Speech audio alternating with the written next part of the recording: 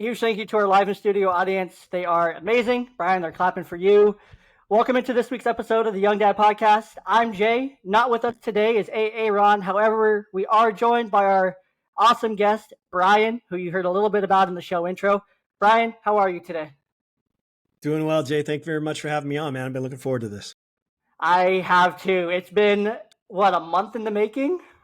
Yeah, something like that. That's what, a lot of posts back and forth. From my assistant who handles all that kind of scheduling stuff. But here we are. Yes, and your team, they are great. They are so easy to work with. So just huge compliments to your team, to you, thank you. Your podcast. It's great. But we're going to talk more about your show and more about you here in a minute. So a little bit about you. In addition to what I mentioned in the intro, I mentioned you're a husband, you're a proud father, 2 adult sons, championship basketball coach, 20 years of coaching, retired. You're also a Marine Corps veteran. So first, before we jump further, I want to thank you for your service to our country. Thank you for the support. Serving in our military and our armed forces. Means a lot to us in our show. Our grandfathers were veterans in Vietnam and Korea and World War II. So we have a long line of military history in our family. So it's an honor. We appreciate that. Huge shout out to you. Thank you for your service and all the other veterans that are listening. Like I mentioned, you were a basketball coach of 20 years, and now you host the Dad Up podcast and coach dads. A little bit more that I was able to find about you. I did stalk you reasonably, not too much. I didn't find out where you live or anything. You coach countless fathers on learning tools and strategies in parenting. You have also been featured on the radio, various publications, and even been interviewed by CNN for the work you are doing for dads. You are currently working, I believe, according to your site, on your first book, Dad Up, and you hope it is going to serve as a useful tool for any parent.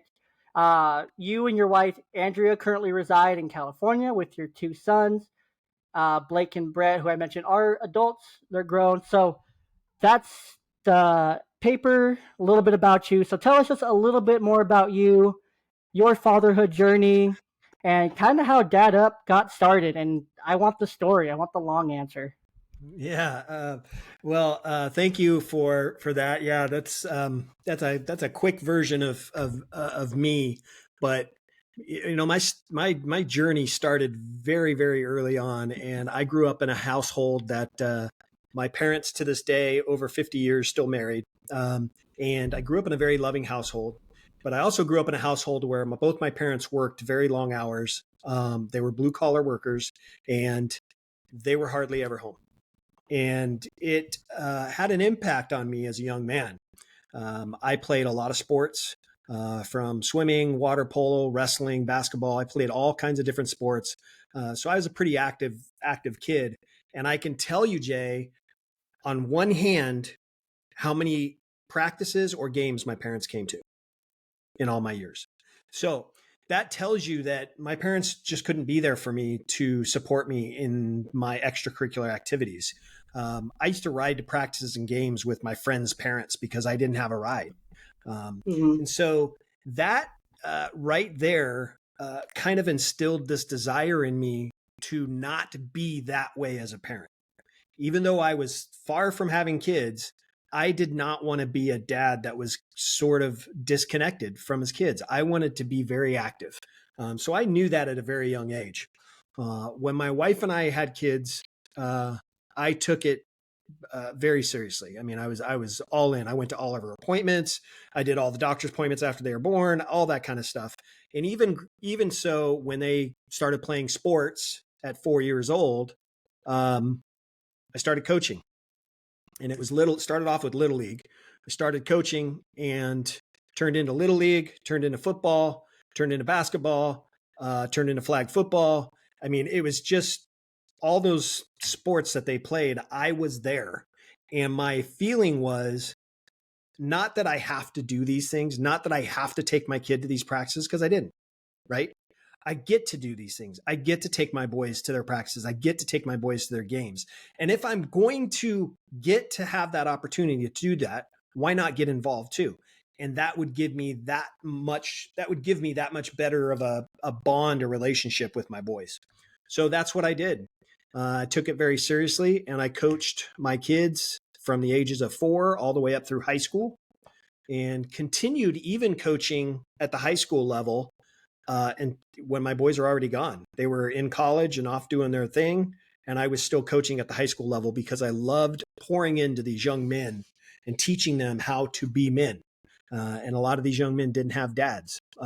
So that was something that I took very seriously. And I just, a year and a half ago, I retired.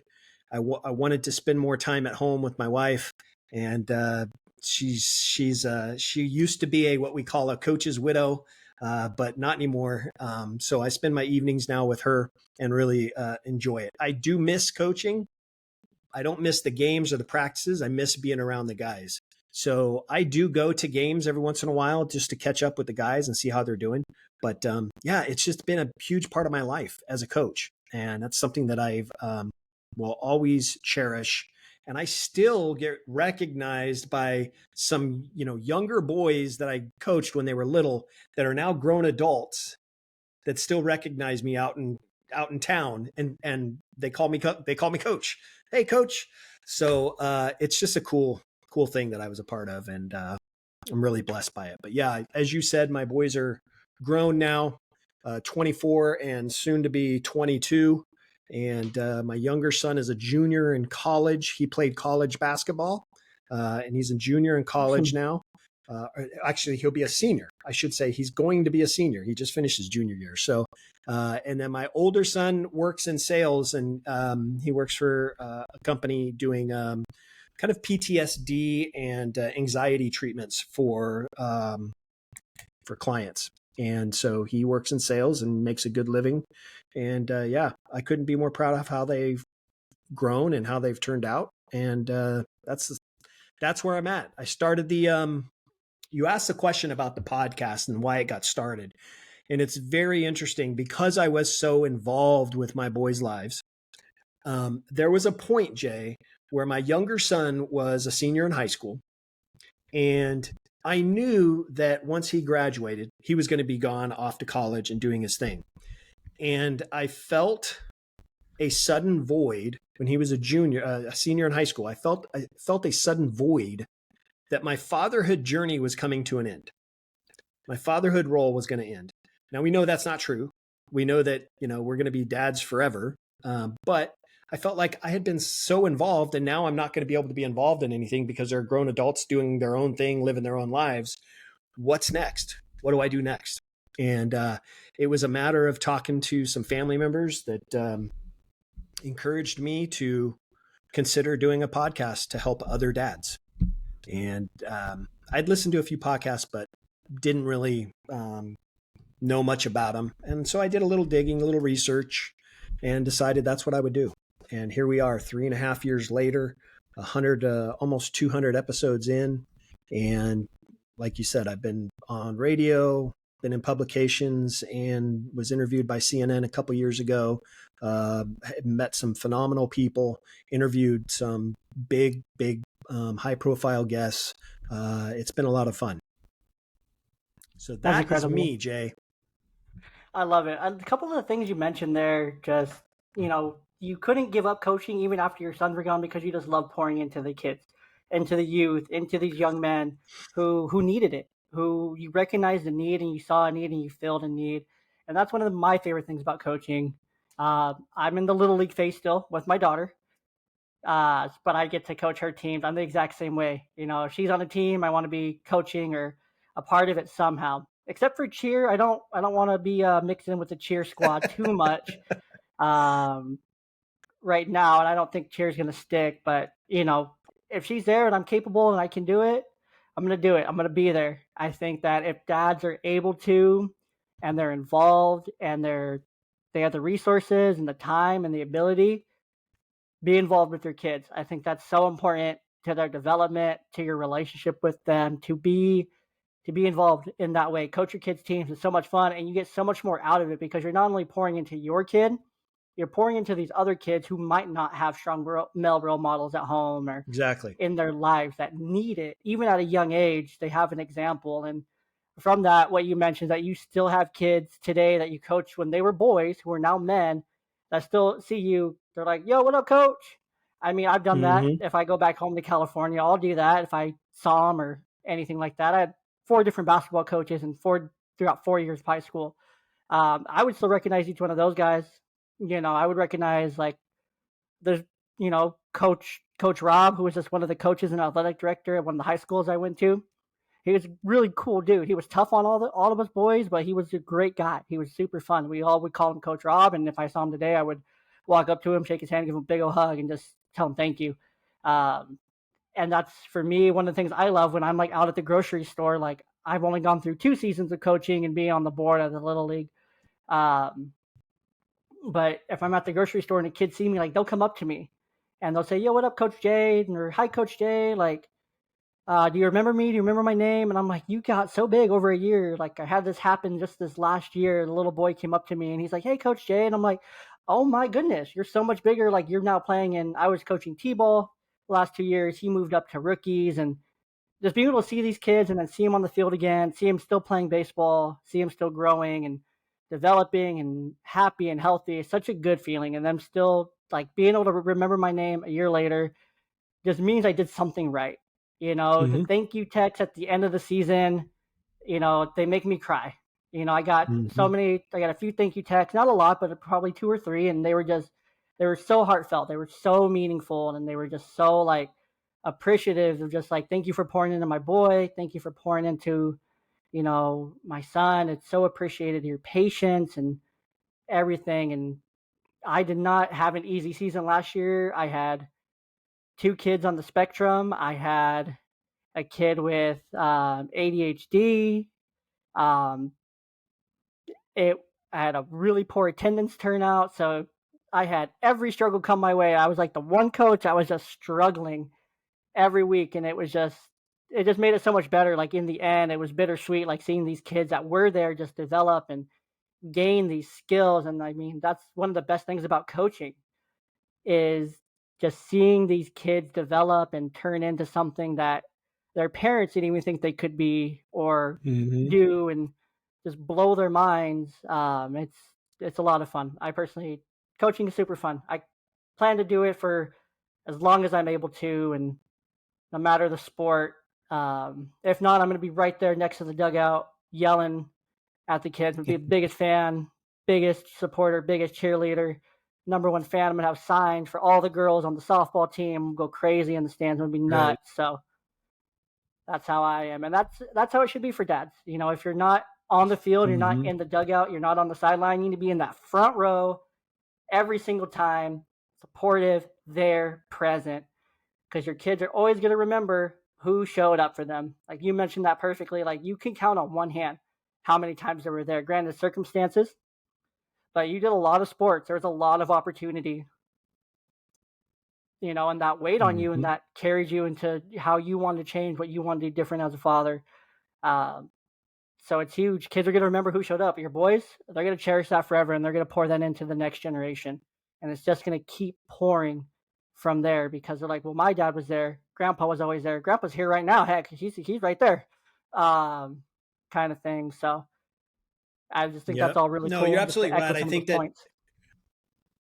yeah, I think, when I think about kids, when I talk to dads, some of the dads that I coach, one of the things that I talk to them about is, listen, I know that maybe you have a work schedule that doesn't allow you a lot of time to attend the games. You have to try to find a way. And for me, what I did as a dad and someone who worked in corporate America, in order for me to make the games, to coach the games, I would get to the office at 4:30 in the morning so I could leave at 2 o'clock in the afternoon to go coach games. So Mm-hmm. I sacrificed a little bit of my sleep, getting into the office earlier, so that way I could make sure I was there for my boys. And so maybe it's something like that. If my work didn't allow me to do those things, Jay, I would have quit. I would have went to Mm-hmm. another line of work. I would have went to another company because my family came first. And that's how I saw it. I'm going to give you everything I got when I'm here at the office. But when it's family time, it's family time. And I lived by that. And I have to tell you parents out there, when your son or daughter is playing in a sport and they look up in the stands, they're not looking up in the stands at everybody. They're looking up in the stands to see who's there, who came for them, who's there to cheer them on. They're looking for you. They're looking for a relative. They're looking for their grandparents. They're looking for somebody they know from their family to be there supporting them. So if you can't make the sacrifice or you're too tired, you got to snap out of it and be there for your child, because your child will remember that you weren't there. And I have to tell you, I would hate for one of those times to be the one time little Billy actually made a 3-pointer for the very first time and you weren't there to see it. I think about 100%. stuff like that. And that's why I wanted to make sure I was at everything.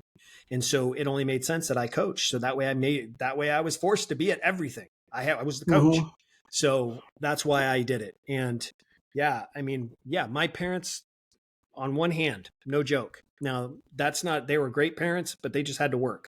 But I will tell you this, I wrestled in high school and there was a tournament that I had to wrestle in. And I was in 10th grade and I still remember this distinctly like it was yesterday. And this is how much of an impact being a parent to your child has on the child. I was in 10th grade, wrestled in a tournament. I had 2 matches. The first one I wrestled and I won, and I had to wait about 2.5 hours for my next match. My dad didn't want to wait. He said, "Hey man, get your stuff. Let's get out of here." I'm like, "Dad, I have another match. I can't leave." He's like, No, I'm not waiting around anymore. Go tell your coach that you got to go. We have stuff we have to do. We can't be sitting here all day. And he forced me to go over and tell my coach I have to leave. And I had to forfeit that next match.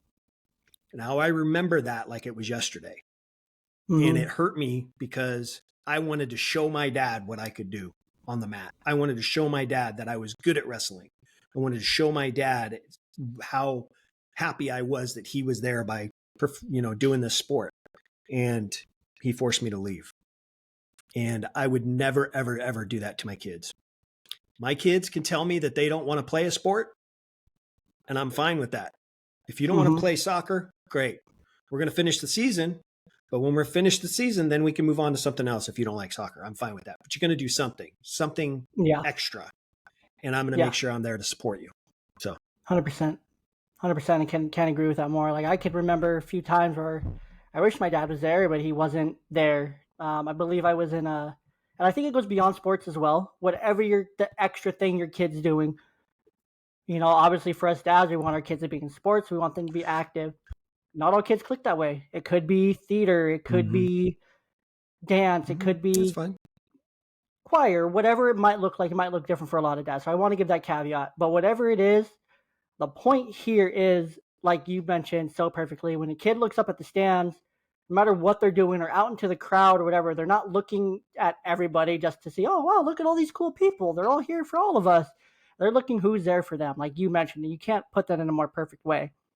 Like, I remember I was at my daughter's kindergarten graduation. I got there early so I could sit smack dab in the front row. And I'm right there in the front row. As soon as she walks in those doors, eye contact, she looks at me. They're doing like singing and songs and stuff like that. She just kept looking over at me, and because she knew I was right there. Her mom, I think, was somewhere in the back. I didn't see her. Didn't really. She wanted to make sure she could see you. Yeah. Yeah. So, and that's just, where I'm always going to be. I'm always going to be in the front. Like, I'm always going to be there.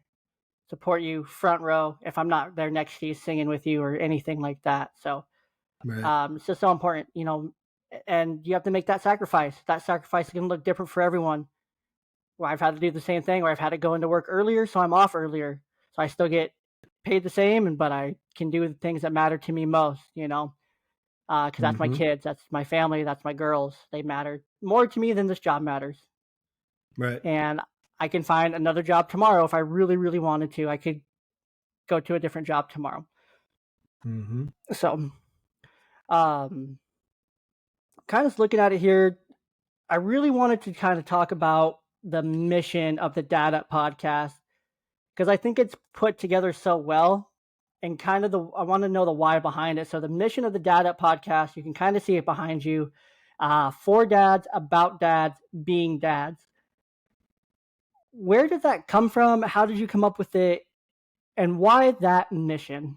It's a lesson. It's a, it kind of sums up what it is to be a dad. And the podcast really, I mean, yeah, it's for dads, but it's for parents. It really is. I mean, honestly, I have 60% of my followers are men and 40% are women. So I have a lot of moms that follow the show. So yeah, I originally started as for dads, and I wanted to open up their world and share their world about being a dad with other people. And the hope behind it, the mission behind it was, if I can show you that you can still be successful in your career and you can still be successful at, whatever job it is you're doing. If you're an entrepreneur, you can still be successful in that and still be a successful father, because I've done it and I'm going to interview guys that have done it. And so that was kind of the mission behind it. I want to interview guys that have been phenomenal dads, but have also been phenomenal in their careers, whatever it is. And if I can inspire one dad to turn his life around, to be better for his kids, then I call that a win. And I've had countless people reach out to me. I mean, I had to hire a team to handle my emails, because I get people that email with either questions or just to tell me their thoughts or give me their, what they thought of my last episode, and how it inspired them. I mean, I get those things all the time, and it's encouraging. It means that my show's doing what it's supposed to do. Is listen, our kids are our future, right? Our kids are our future. And if we aren't showing them right by being present for them, they're going to lead down a difficult road. They're going to have a difficult road growing up. And that relationship that you have with your kids is crucial. And so if you don't have a strong relationship with your child right now, it's time to change it. And it can be changed. It can be fixed. But it has to come from you. You've got to want it. And that's why I put about being dads, because they wanted it. The guys that are on my show wanted it. And so that was really the mission behind those three statements. And I've had women on my show too. I've had plenty of moms on my show, whether they've been authors or I've had reality TV stars on my show. I had my wife on my show.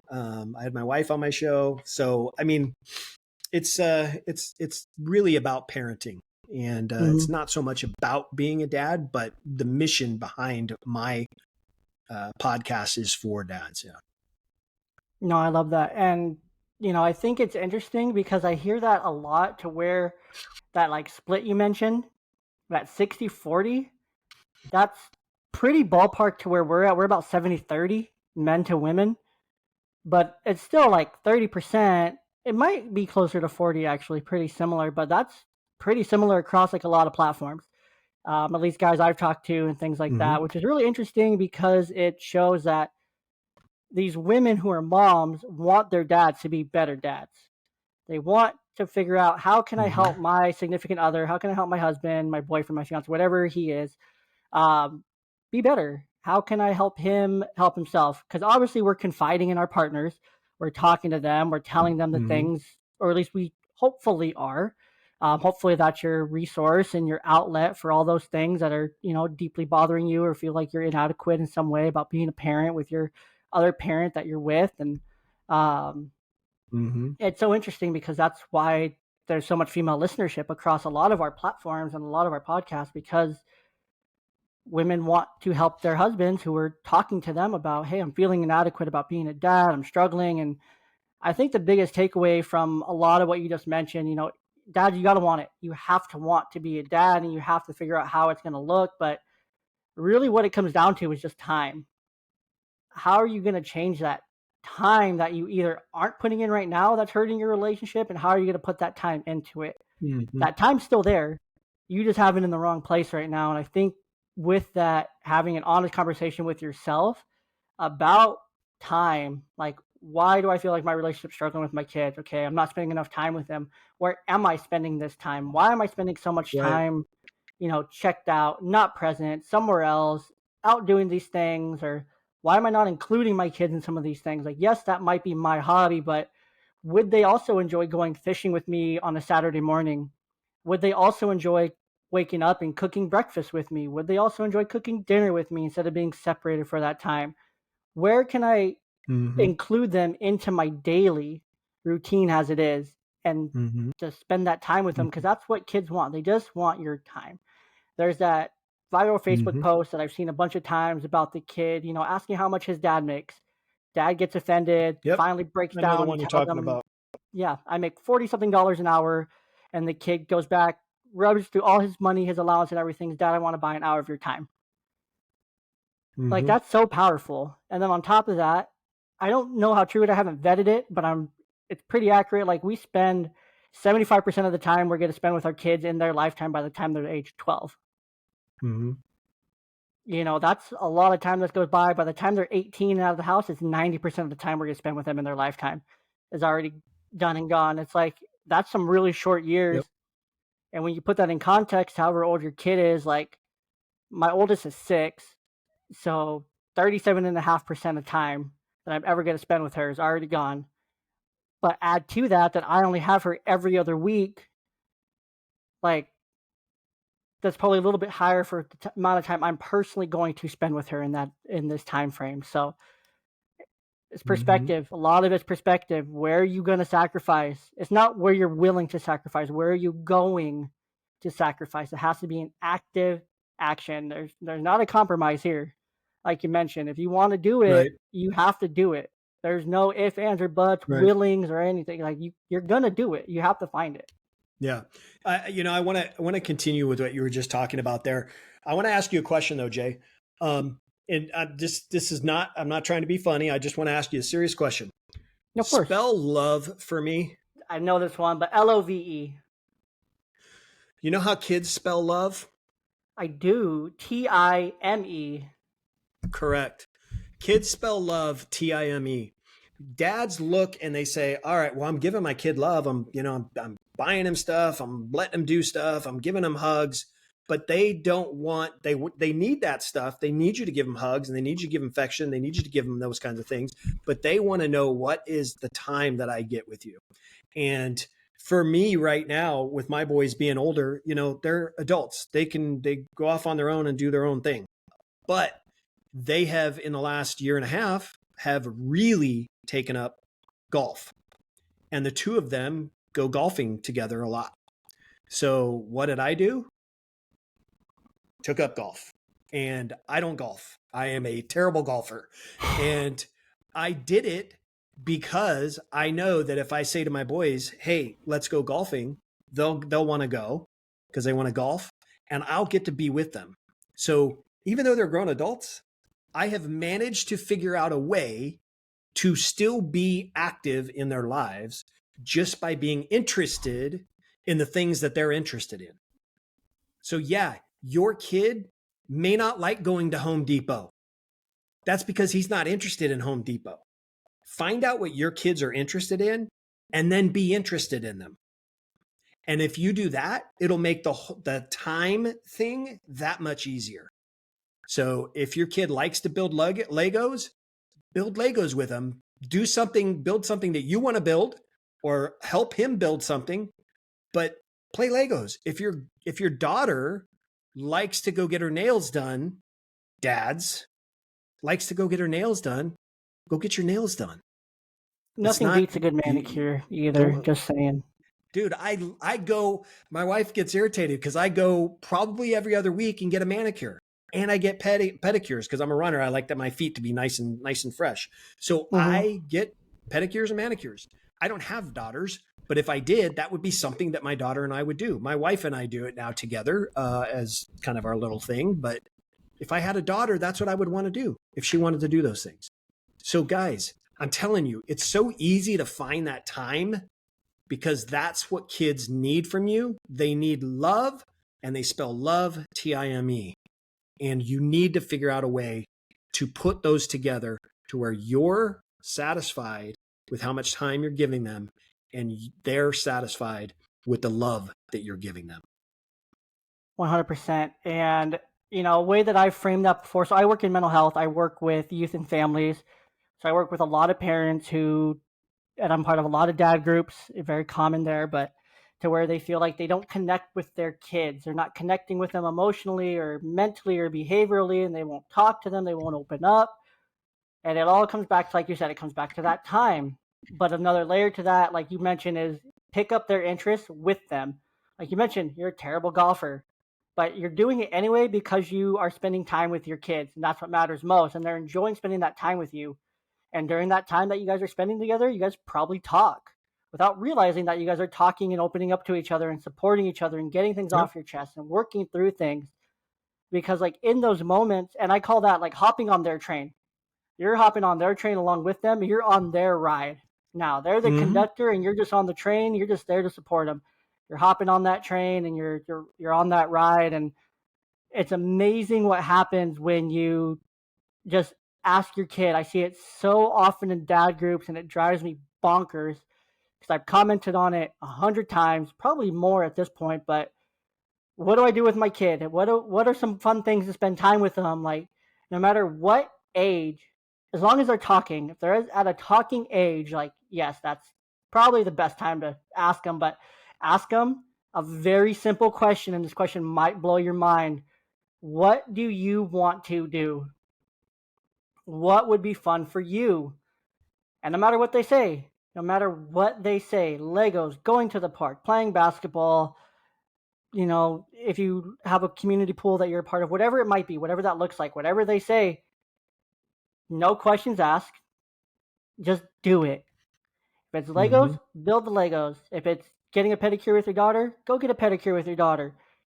If it's even just simple of going to the gas station and getting a slushie, go on that walk and go get that slushie or something, like it doesn't, maybe it's just a car ride. All that your child wants, especially if you're struggling with connecting with them and interacting with them and the emotional side of things and the mental health side of things, and that one-on-one time that you spend with your kid is crucial because, like we've been saying, like they just want your time. And when they have that time and they know it's their time, they know they're not going to be interrupted. They know you're fully present.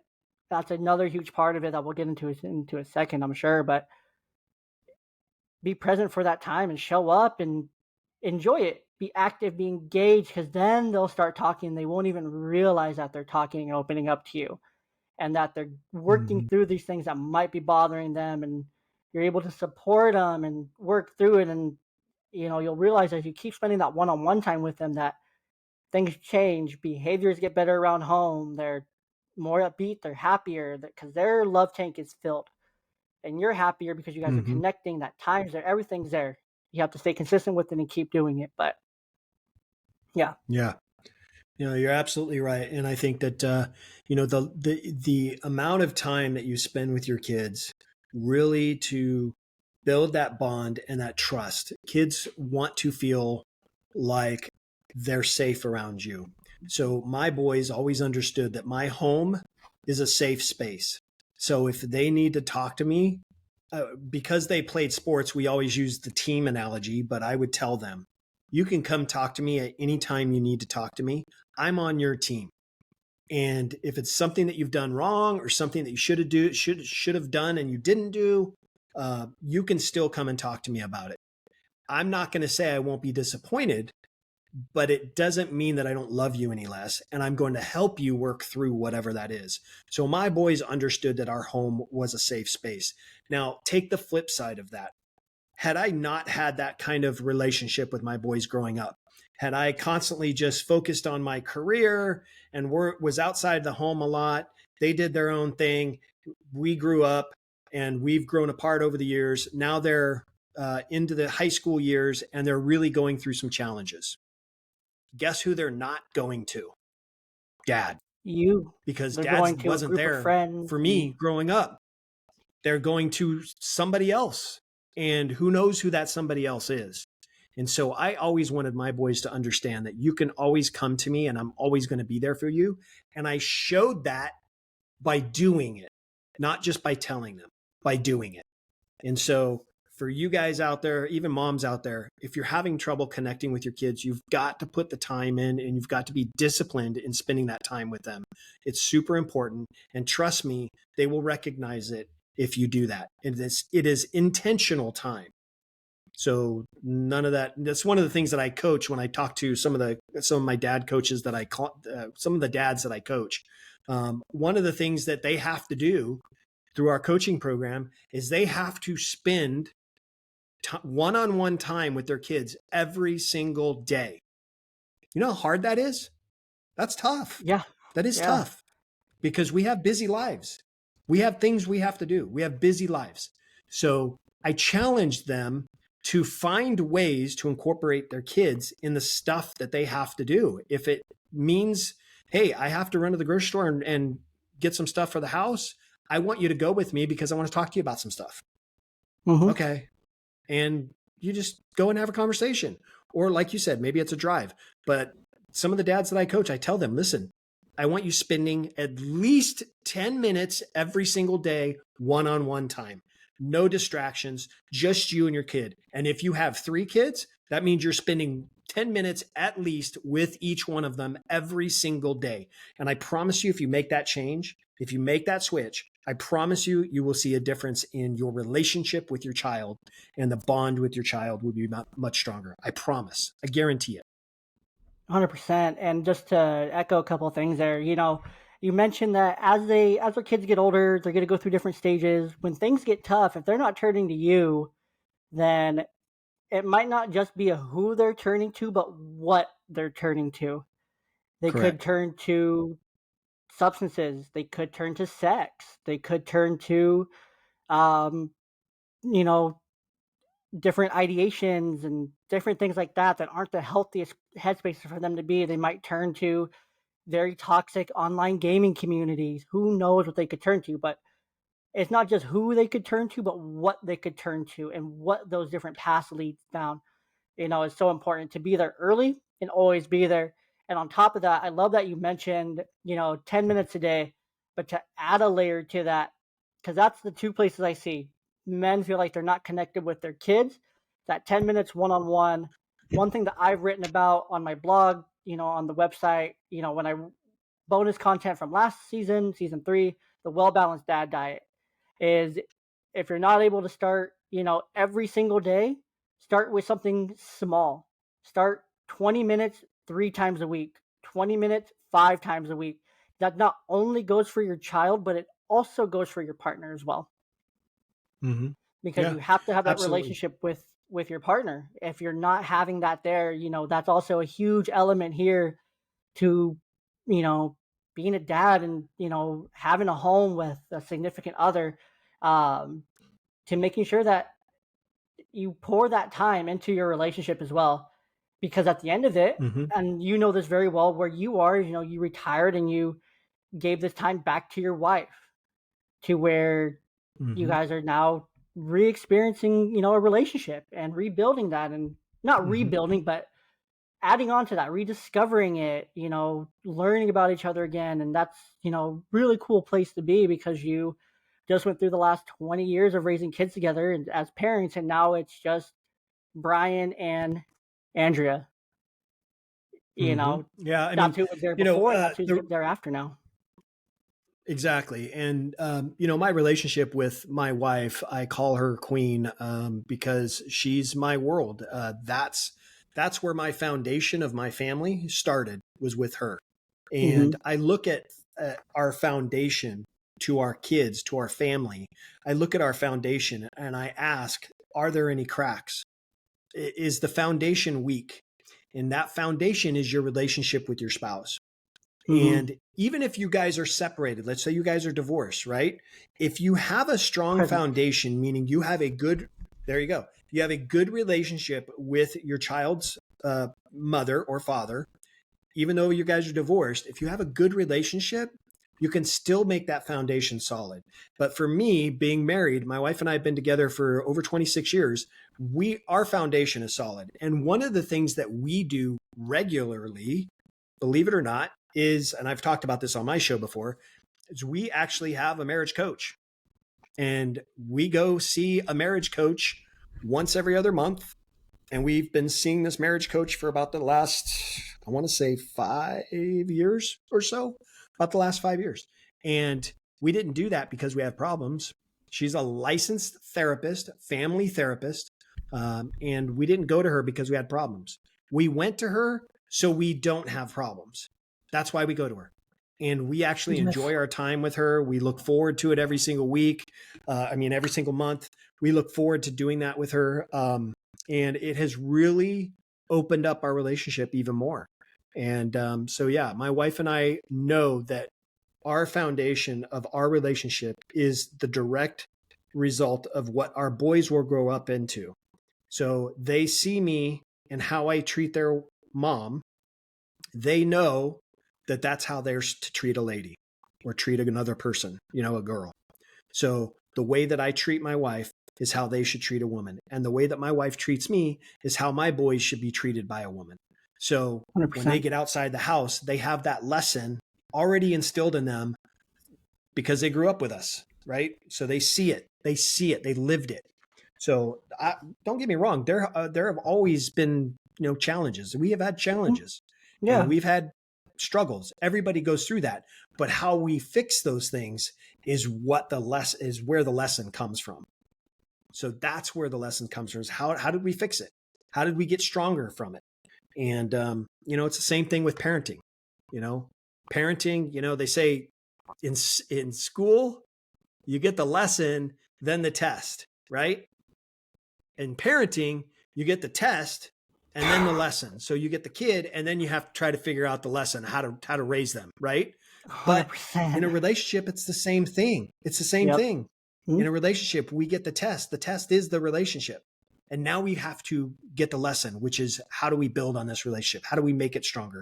And my wife and I have, here and there struggles here and there, but my wife and I have done it and my boys witnessed it. So 100%. And I just love the proactive approach there. You don't have to have issues to go to a coach, to go to a marriage counselor. You don't have to have issues to go.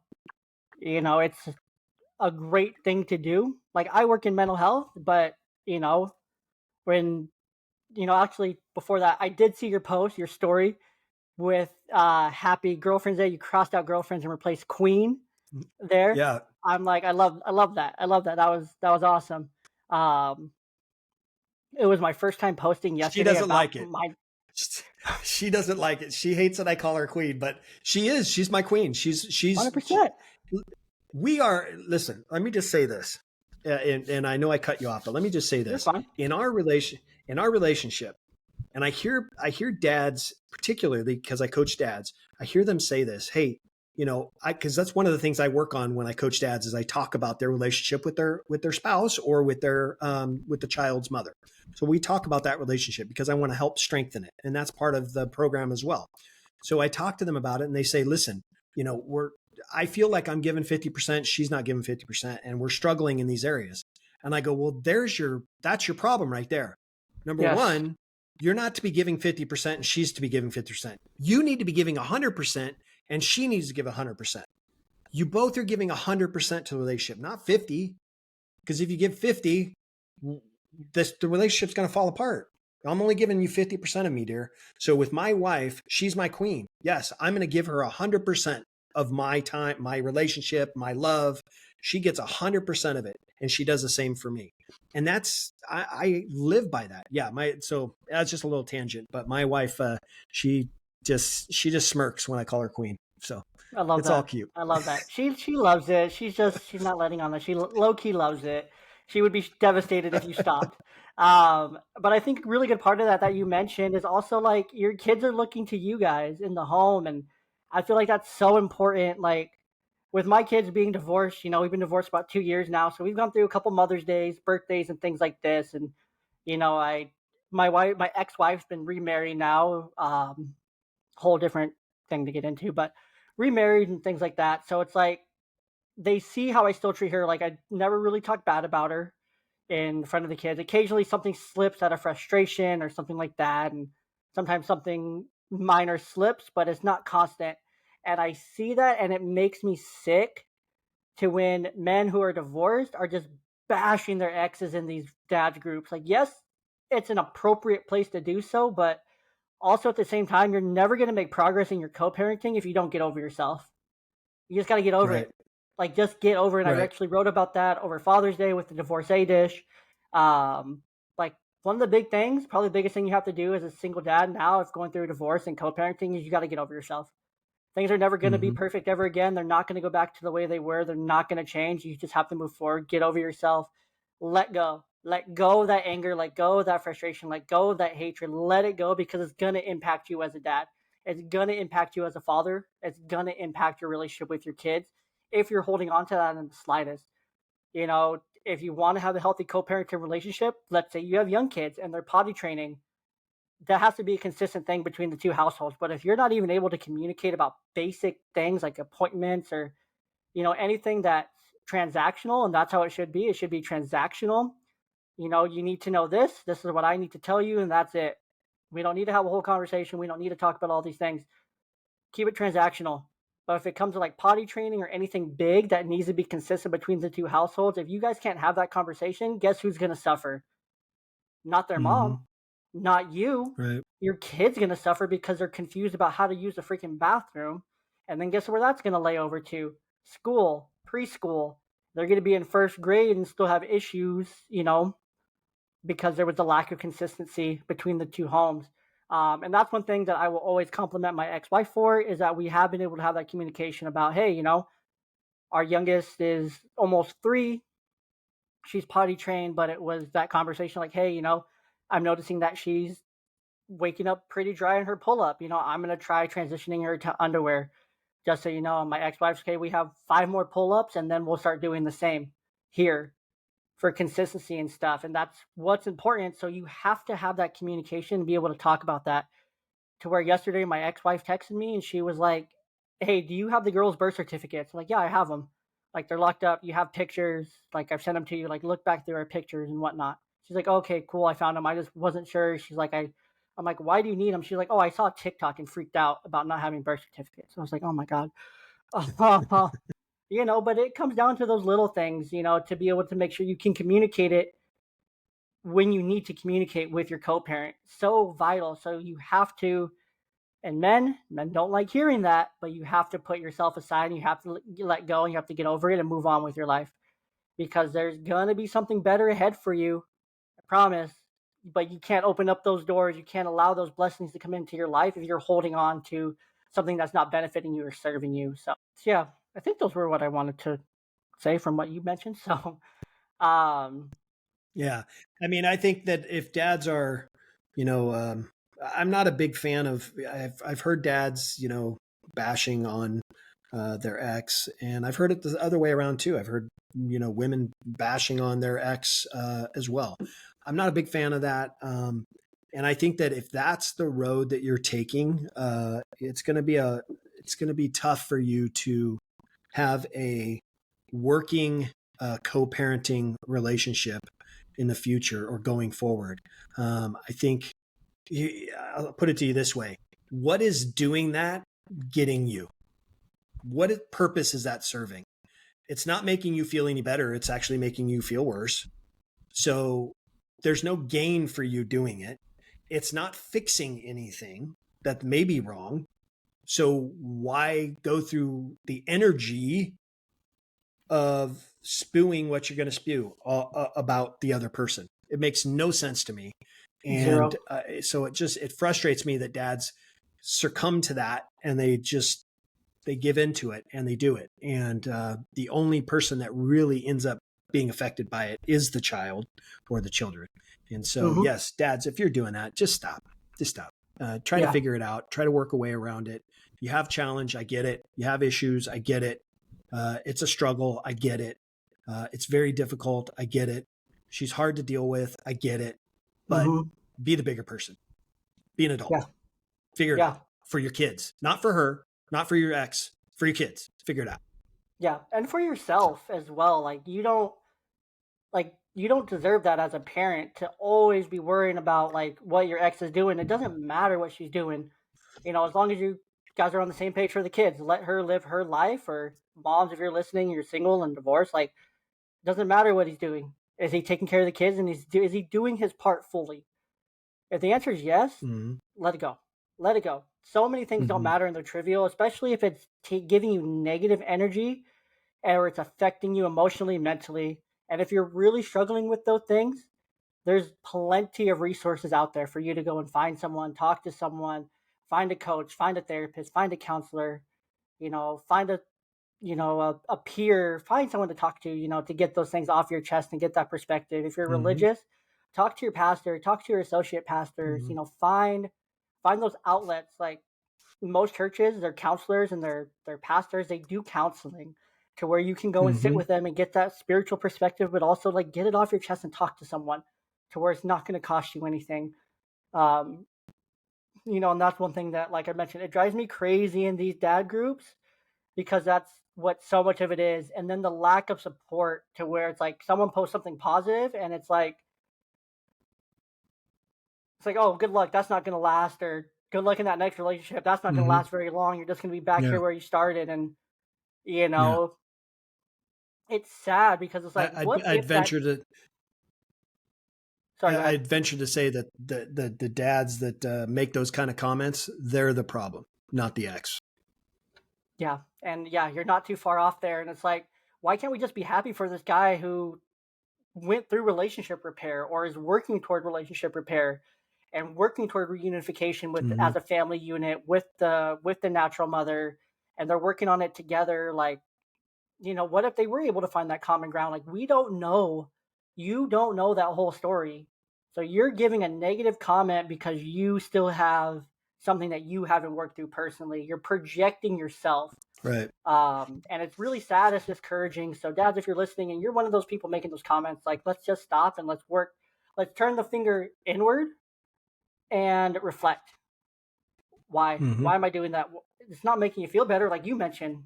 It's doing nothing for you. It's doing the opposite of what you're thinking it's going to do for you. Um, so, but just to Yep. wrap up here, first up, it's been a pleasure talking to you. It's been a great conversation. Loved every second of it.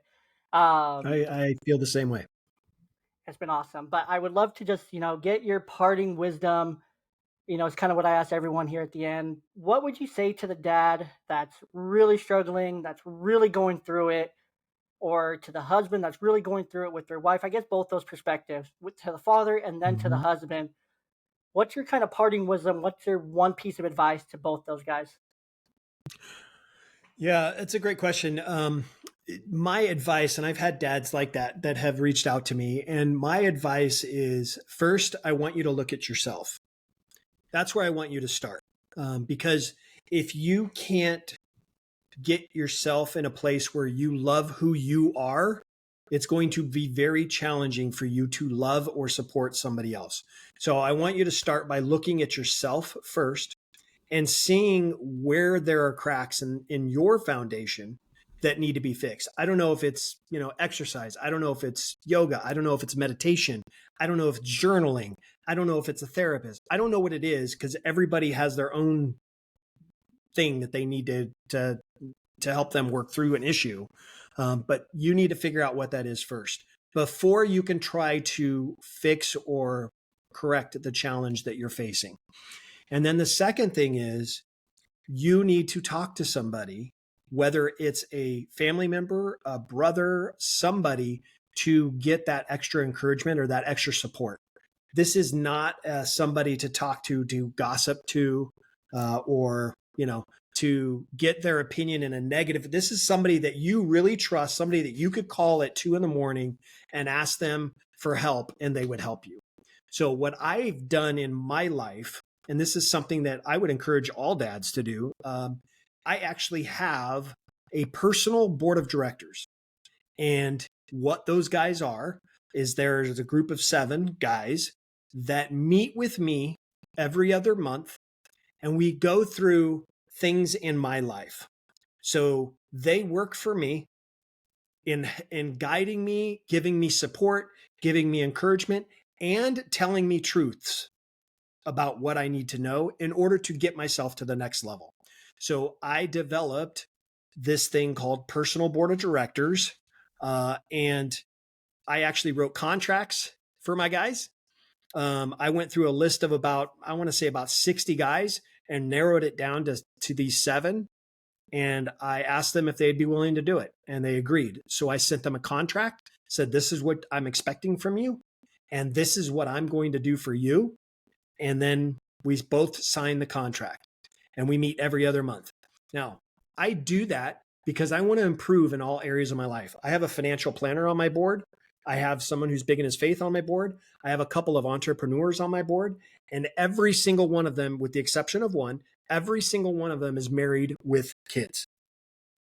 So and they're guys that I trust. They're guys that have great relationships with their families. These are the type of men that I want in my life.